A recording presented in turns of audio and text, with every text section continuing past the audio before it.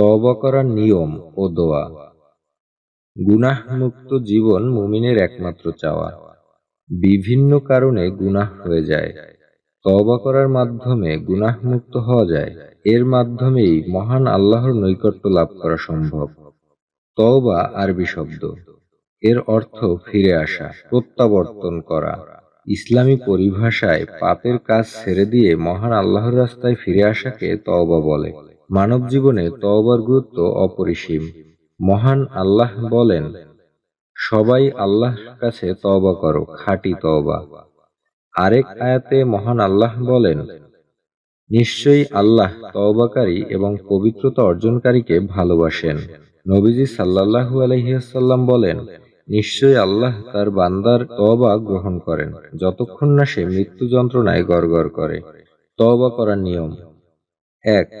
অতীতের সব পাপ কাজ ও ভুল ত্রুটি মহান আল্লাহর কাছে স্বীকার করে অনুতপ্ত ও লজ্জিত হওয়া। ২. লজ্জিত ও অনুতপ্ত হয়ে মহান আল্লাহর কাছে সব গুনাহের জন্য মাপ চাইতে হবে। ৩.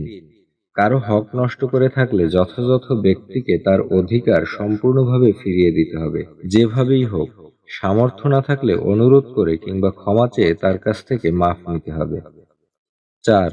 তওবার পর পাপ কাজ থেকে দূরে থাকার আপ্রাণ চেষ্টা করতে হবে এবং সাধ্য অনুযায়ী বেশি বেশি নেক আমল করতে হবে। ৫. পাপ থেকে তওবার পর কোনো ভুলে বা কুপ্রবৃত্তির কারণে পাপ কাজের পুনরাবৃত্তি ঘটলে সঙ্গে সঙ্গে আবারও তওবা করে ফিরে আসতে হবে। যখনই কোনো পাপ কাজ সংগঠিত হবে সঙ্গে সঙ্গে তওবা করে ফিরে আসতে হবে। তওবা করার পদ্ধতি: তওবা করার জন্য প্রথমে সুন্দর করে ওযু করা চাই। এরপর ২ রাকাত নামাজ আদায় করে মহান আল্লাহর কাছে ক্ষমা চাইতে হবে। গত জীবনের সব পাপ এবং আদেশ অমান্য করার অপরাধ থেকে মার্জনা চাইতে হবে। তবে এই নফল নামাজ তওবার জন্য আবশ্যক নয়। তওবা মৃত্যু যন্ত্রণার আগ পর্যন্ত কবুল হয়। এ সম্পর্কে নবীজি সাল্লাল্লাহু আলাইহি ওয়াসাল্লাম বলেন, নিশ্চয়ই আল্লাহ তার বান্দার তওবা কবুল করেন যতক্ষণ না সে মৃত্যু যন্ত্রণায় গড়গড় করে। আমাদের সমাজে প্রচলিত আছে মৃত্যুর সময় কাছাকাছি এলে তওবা করা, অথচ আমরা কেউ জানি না ঠিক কখন আমাদের মৃত্যু সময় এসে পড়বে। তাই গুনাহে জড়ানোর সুযোগ নেই, সব সময় তওবা করা।